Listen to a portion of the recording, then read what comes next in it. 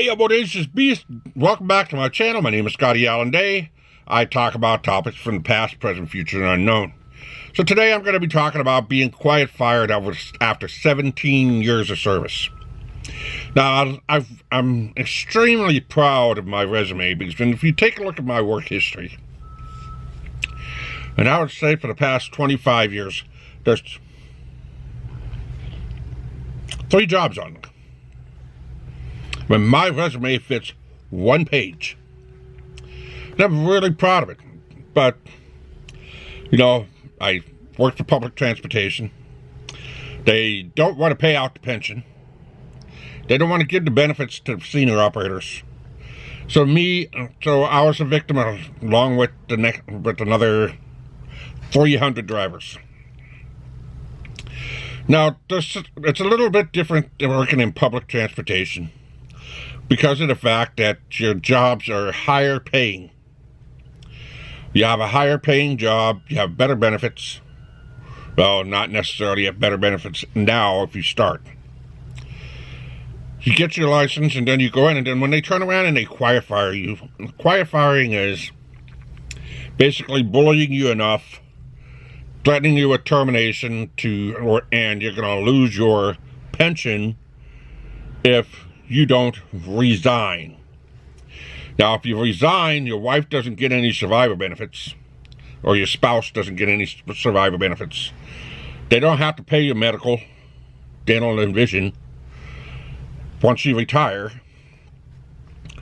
And, we had a sick bank that accumulated over the course of several years, and then you get an additional bonus on top of your pension when you retire. So you have a decent amount of money when you get ready to walk out the door. Well, they just want to pay you the pension. They don't want to give you the extra little incentive. They don't want to give you the spousal benefits. They don't want to give you any of that. So they turn around and they say, okay, well, here's a whole bunch of suckers, and we're just going to quiet fire him. Now, after 17 years and you're working, I would say, about $15 an hour above average. Man, it hits home. It's hard. It hurts. I went from making $37 an hour to $21 an hour, and I can't seem to get my feet off the ground. I just started getting my bills paid off. I was just getting ready to get my mortgage paid off.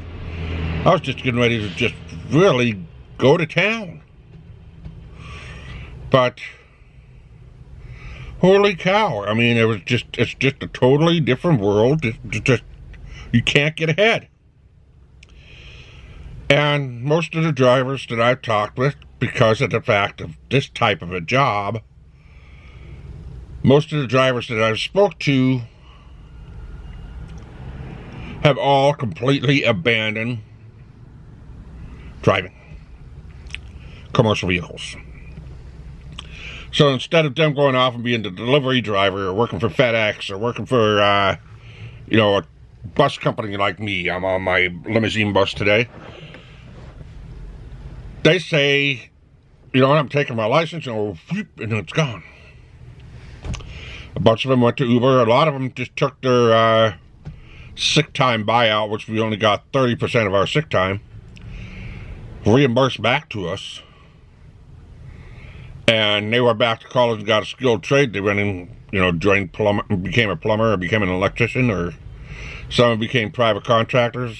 They just took that money and they just, a lot of them went back into real estate. Heck, half of them just said, you know what, screw it, we're ahead enough. And they left the state. They went and joined it up with another transit agency somewhere else. But most of them just said, nah, we're not going to drive anymore. And the union that said, oh, well, you could go and drive a school bus. 99% of our trips that we had were school buses. Whether you worked in the morning, whether you worked in the evening, you technically drove a school bus. And, I hate ties. I can never get them to look right. I can never get them to feel right. Maybe when I get my weight down, I can be able to wear a tie quickly. But it's just so hard to hit that reset button. And then if they slap you fast enough, you're lost. Unfortunately, in my case, I'm lost. I had 10 years until I could retire. I couldn't make it. It's really hard. But the crossroads in life that I've had seem to end like this. I guess it's just somebody a calling that just slamming the door in my face. And a lot of people say when one door closes, another one opens. You know, I don't really understand why what that terminology is. I mean, I used to start playing guitar. I was writing music back in the 80s. I swung from the rafters for concerts. I've worked with circuses and carnivals. I've worked with day labor and building apartment buildings and skyscrapers. And I did all kinds of stuff when I was younger. Then I listen to people and I say, well, you know what? I can be able to actually make a life of myself, make a career of myself. I got to a point where I could be able to buy a house. Well, I bought the wrong type of house. I bought those lousy manufactured homes. Well, I got another story about that. But, I really can't. I can't find the nitros and then step my foot on the accelerator because my head's still spinning. So I said, well, you know what? I'm going to just drive a bus. I'm going to take baby steps. I'm going to work on getting my weight down. I'm going to try and get things reorganized. I'm just going to start vlogging. A lot of times when I was driving a bus and had passengers on, I was technically a bartender, a counselor, a peacekeeper, you name it, I was it. But sometimes you don't know where you want to go. But I wonder how many other people have been the victims of quiet firing or what they think of quiet firing.